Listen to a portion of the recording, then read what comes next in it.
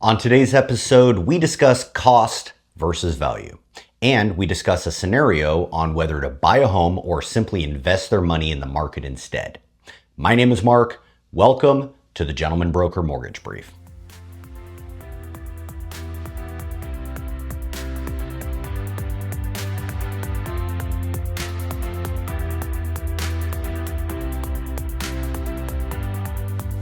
To start off this episode, let me get you caught up to speed on this week's current mortgage rates. The average 30-year fixed is sitting at around 6.47% according to Freddie Mac. I want to talk about something a little bit different. Not mortgage rates, not inventory, not the Fed. I want to talk about value. I've noticed a lot over the last few years. Americans aren't broke. They're more selective. An $8 ice cream cone, a $12 Taco Bell Cantina Bowl, an $18 fast food meal, and a $100,000 pickup truck. More and more people are looking at prices and they're saying, I can afford that, I just don't think it's worth it. And honestly, I agree. Everything feels more expensive today than it did just a few years ago. Actually, let me correct myself. Things don't just feel more expensive today. They are more expensive, not compared to some arbitrary point in history, not compared to your grandparents' generation, compared to just a few years ago. Insurance is more expensive. Utilities are more expensive. Groceries, streaming services, gas. In almost every direction you look, life simply costs more. Yet most of us still pay for those things. We complain about them, we grumble about them, and then we swipe the card anyway. But housing seems to be where many people draw the line. I talk to buyers every week who look at today's market and they say, rates are high, prices are high. I need at least one of those to not be. And that's fair. Nobody's excited about a mortgage rate in the 6s or 7s. Nobody is looking at today's home prices and thinking that they're cheap. Some are waiting for rates to come down. Maybe they will. But when they do, does more competition come back into the market? Do seller concessions disappear? Do builder incentives shrink? Do home prices rise? Maybe. Maybe you're waiting for a home price to come down. That's possible too. But what conditions would create that? Would inventory increase? Would the economy slow? Would lending become more restrictive? Would buyers face a different set of challenges? Maybe. The reality is that every market has trade-offs. There is no perfect market. There never has been. When rates were at 3%, buyers loved the payment but hated the bidding wars. Today, many buyers have more negotiating power, but they don't love the rates. Different market, different trade-offs. And that's really the point of today's conversation. Whether you're buying a home this year, next year, or 5 years from now is entirely your decision. I don't want to convince you to buy. I also don't want to convince you to wait. My job is to help you understand your options, understand the trade-offs, and help you be ready when the time is right for you. Because you're already participating in the housing market. The question is simply how. You might be renting. You might be owning. Both is participation. No response is in itself an action. You got all these people online saying, buying a house is not a great investment. You're better off putting your money into the stock market. And that's true. In some ways, putting the same dollar for dollar in stocks versus a home could be more profitable after 30 years. But the rule of investing is consistency and the compounding effect of such.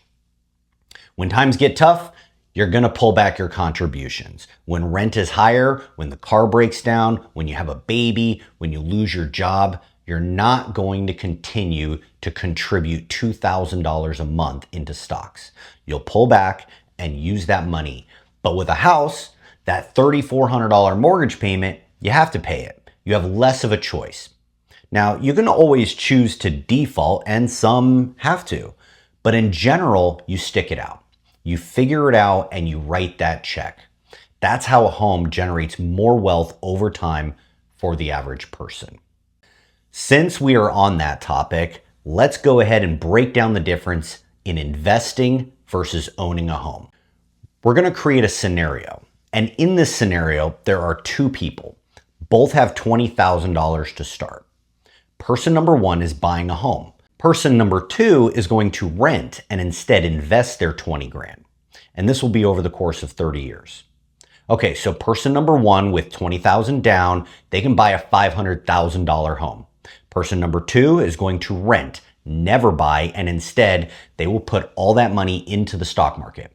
I'm going to try to be fair on this. We will assume best case for both. 4% annual growth on the home, 10% annual return on stocks. Both are going to live in comparable homes, 3-bed, 2-bath, worth that $500,000 price tag. The home buyer pays around $3,600 a month. The renter found a rental around $3,100 per month.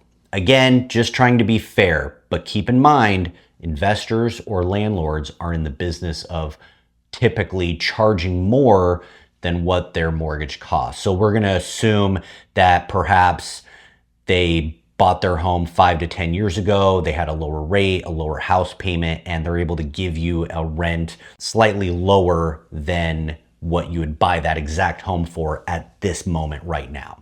And we will also assume that the rise in rent will be comparable with the rise in property taxes that the homeowner faces year over year for the next 30 years.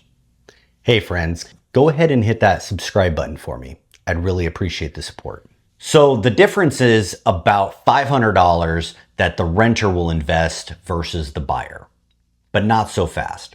The buyer benefits from a deduction of mortgage interest on their taxes, and everyone's financial situation is different, but we're going to go with an average of $3,000. So that equals $250 a month to the homeowner, and they also will invest that money. It's only fair. Okay, so after 30 years, person one, their home is worth $1,621,700. The $3,000 a year that they invested year over year is worth $493,000, and that totals $2,114,700. Person number two, the renter, 30-year investments are now worth $1.2 million. So which is the better option? That's for you to decide. There are advantages to just making a phone call when something breaks. There is joy in being able to remodel your home however you want. With renting, you can pack up and move. But that also means you sometimes will have to pack up and move even when you don't want to. There is risk in owning a home, but there are risks in never buying as well. Home ownership is a personal choice, but for most people, it delivers true wealth. If you have questions or want to know how home ownership could look for you, I'm happy to help. You can reach out to me at thegentlemanbroker.com. Finally, I'd like to leave you with this quote by Warren Buffett. The stock market is a device for transferring money from the impatient to the patient. This has been your mortgage brief for the week. For everyone watching, I hope today is the start of a productive week. I hope you're proud of the work you are doing. My name is Mark, and I am the Gentleman Broker.